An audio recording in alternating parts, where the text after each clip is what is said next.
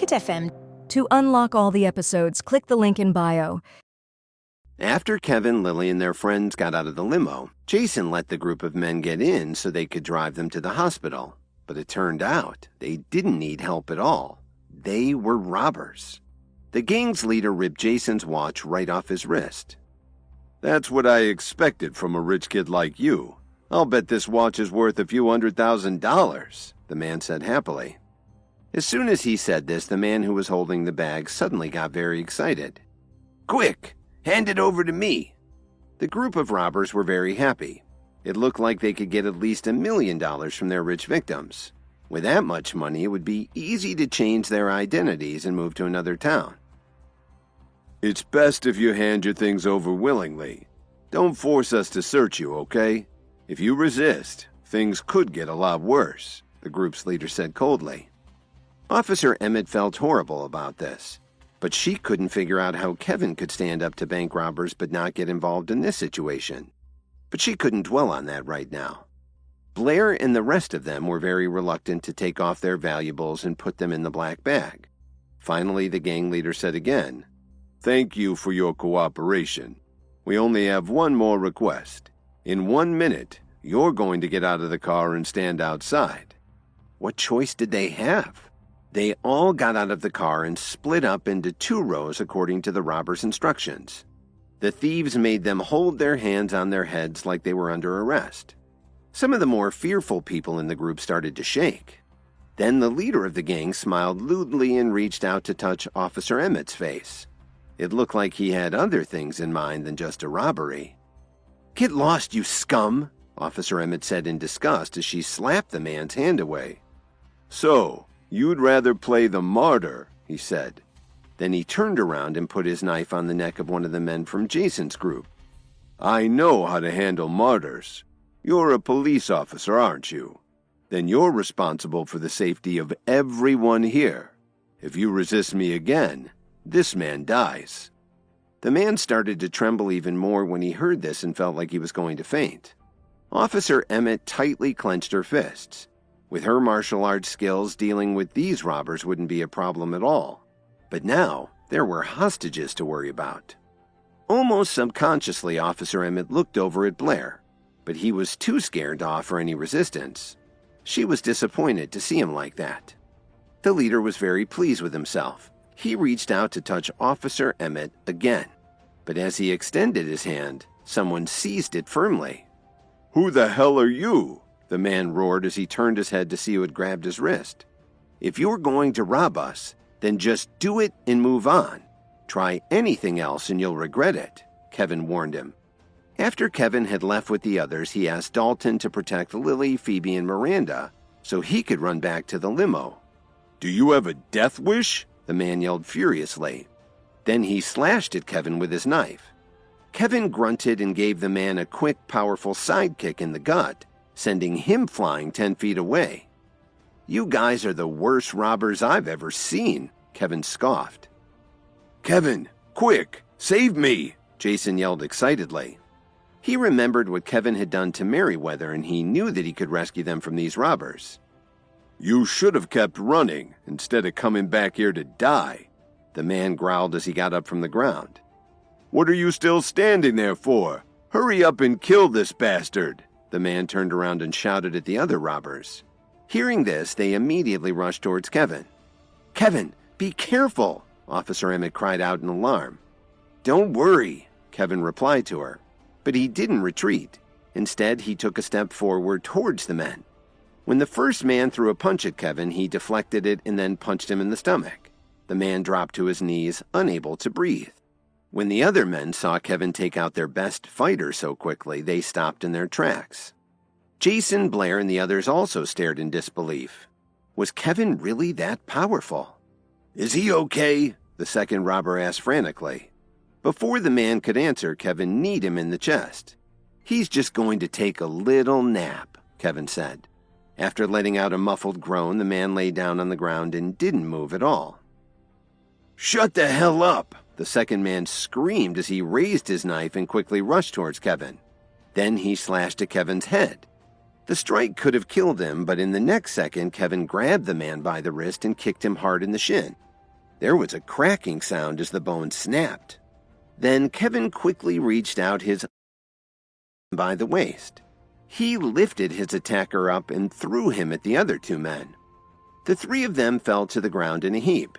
The one who had tried to kill Kevin lay on the ground holding his broken legs, screaming in agony.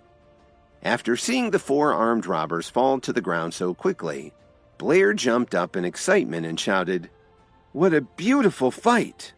The hostages smiled as they saw a glimmer of hope. A couple even started to cheer Kevin on.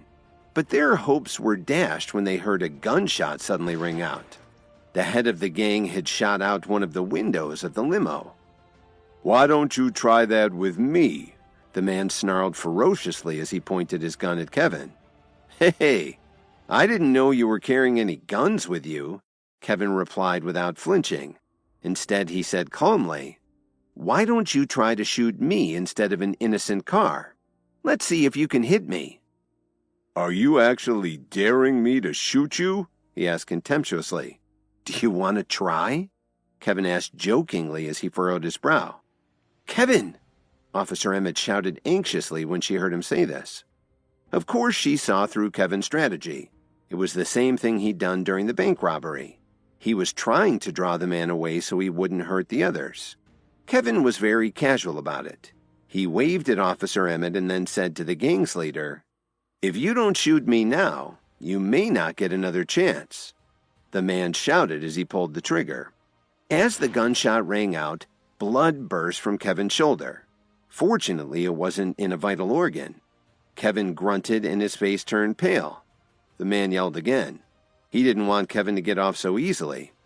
Just as he was about to fire a second time, Dalton showed up and grabbed the man's arm forcefully.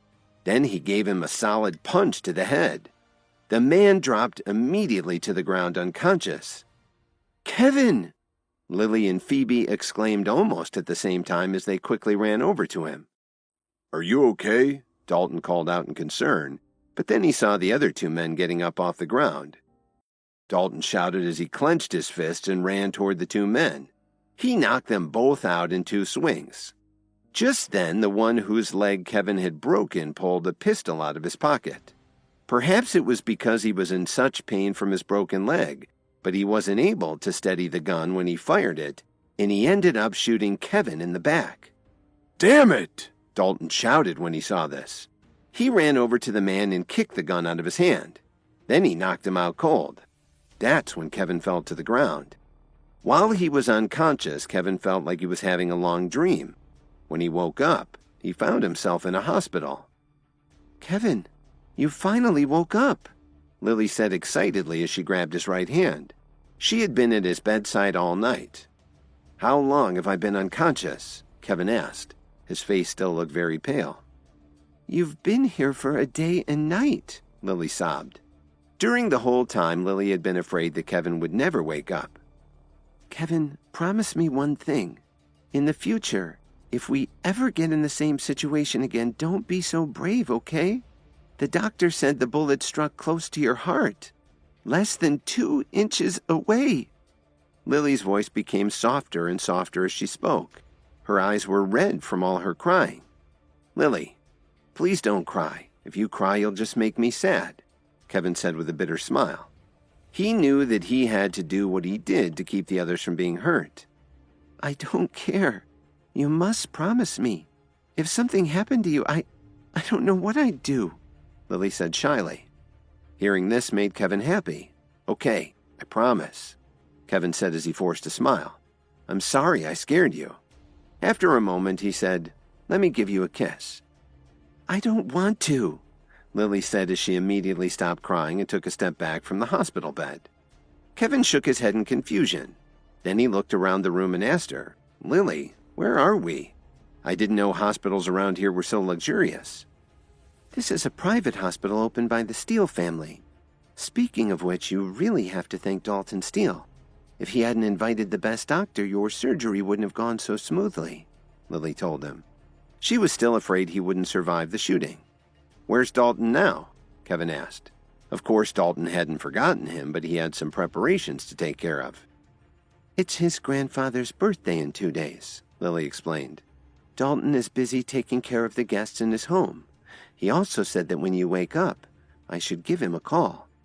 As Lily spoke, she took out her phone. Kevin looked up at the ceiling. Even though he'd just been critically injured, he was grateful to have made a friend like Dalton. After Lily finished the call, Kevin asked her, "Do you know where Dalton's home is?" "Why?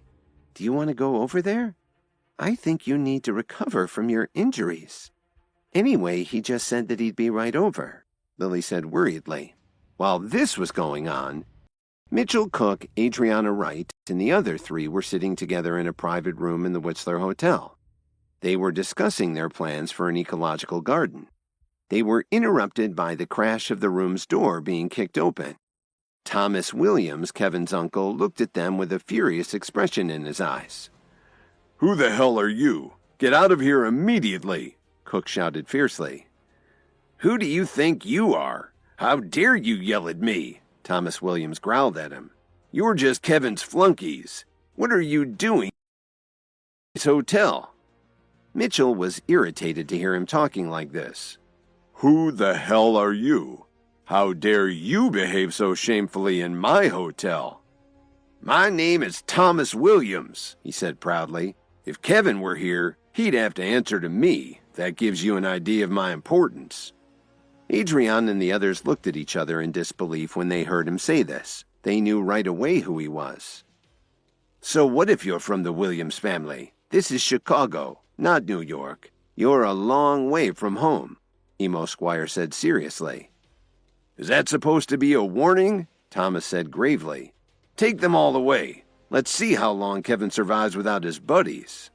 They had no idea what Thomas had in mind. Please subscribe to the Pocket FM YouTube channel and press the bell icon for instant notification. Check out our channel for more such exciting shows.